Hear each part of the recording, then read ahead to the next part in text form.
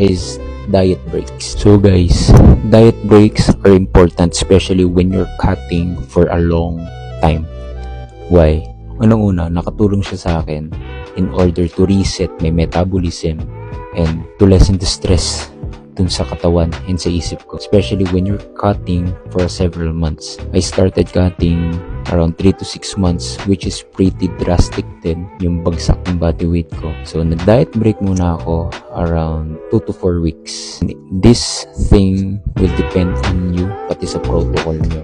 Okay? I do diet break around 12 to 16 weeks or depende sa goals and current physique ko. And then what I do during a diet break, I put my calories back to maintenance or sometimes quite surplus. So from there, nare-reset yung metabolism ko.